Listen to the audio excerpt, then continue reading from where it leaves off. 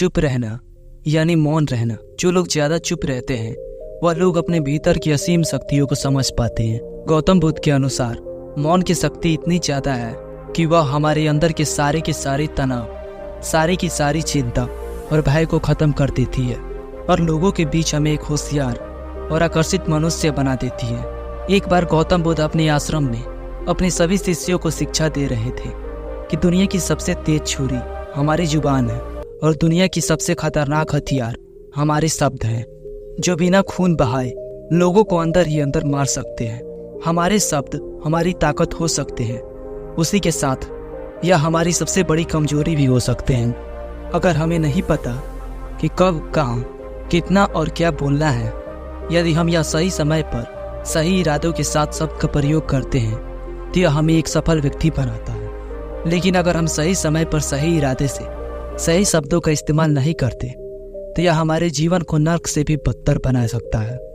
तो दोस्तों, आज की स्टोरी के माध्यम से मैं आपको बताने वाला हूँ कि चुप रहकर कैसे हम अपने जीवन को बदल सकते हैं। आपको चुप रहने की शक्ति का एहसास इस वीडियो में होने वाला है। इससे पहले कि आप इस कहानी में खो जाएं, इस वीडियो को लाइक और चैनल को सब्सक्राइब जरूर कर लेना। चलिए कहानी शुरू करते हैं। जापान में एक बहुत ही प्रसिद्ध बौद्ध भिक्षु रहा करते थे। उनका नाम रिसाई था। रिसाई अकेले रहते थे, दुनिया के शोर शराबों से दूर जंगल में रहते थे। वह बड़े ही ध्यानी और प्रभु भक्त थे, इसलिए वह पूरे जापान में बहुत अधिक प्रसिद्ध थे।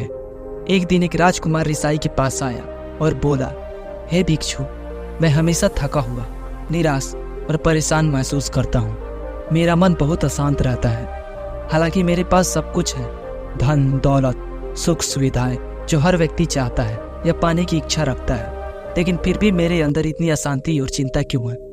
रिसाई ने उसकी बात बहुत ही ध्यानपूर्वक सुनी और कुछ सोचने के बाद कहा, तुम इस प्रश्न का उत्तर जानते हो, बस तुमने कभी इस प्रश्न को हल करने की कोशिश नहीं की है।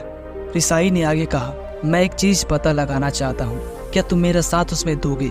इसके बाद तुम्हारे जीवन में किसी भी तरह की अशांति और चिंता नहीं रहेगी। यह बातें सुनकर राजकुमार हैरान हो गया। उसने रिसाई से कहा, बताइए मुझे क्या करना होगा?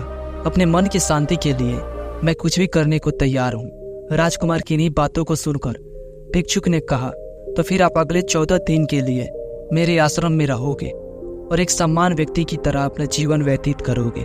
और इन 14 दिनों में तुम अकेले और चुपचाप रहोगे, जितना हो सके कम बोलोगे। राजकुमार उस भिक्षु की बातें सुनकर सहमत हो गया। पहले दिन राजकुमार को लगा कि उसका मन सामान्य से अधिक अशांत और विचलित है। उसके मन में तरह तरह के विचार आ रहे हैं। वह आम लोगों की तरह जीवन जीने में असहज महसूस कर रहा है। उसे अंदर से बोलने की इच्छा हो रही थी, लेकिन वह चुपचाप रहा। उसके मुंह से एक भी शब्द नहीं निकला। वह बस चुपचाप बैठा रहता। लेकिन रात होते ही उसे अंदर ही अंदर शांति का अनुभव होने लगा। उसके लिए यह अनुभव अजीब था। वह खुद से पूछ रहा था कि वह अंदर ही अंदर इतना खुश क्यों है और उसकी आंतरिक बेचैनी और चिंता कम क्यों होने लगी है। अगले दिन राजकुमार अकेला चुपचाप बैठा रहा और वह प्रकृति को निहार रहा। वह पौधों को, फूलों को, आकाश में उड़ रहे पक्षियों को। वह अपने जीवन में पहली बार यह अद्भुत दृश्य महसूस कर रहा था। वह दिन भर प्रकृति की सुंदरता को निहारता रहता और उसकी ताजगी को महसूस करता। इसी तरह से 10 दिन बीत गए और उसके मन की सारी बेचैनी, सारी हलचल और सारी उथल पुथल, सारा तनाव गायब हो गया। 11वें दिन की सुबह राजकुमार फिर एकांत में बैठ गया और कुछ ही मिनट में उसकी आंखें अपने आप बंद हो गई और वह गहरे ध्यान में चला गया। वह पूरे दिन वहीं पर आंखें बंद करके बैठा रहा और गहरे ध्यान में डूबा रहा। ना कोई शब्द, ना कोई चिंता। राजकुमार भीतर से असीम शांति और आनंद से भर गया।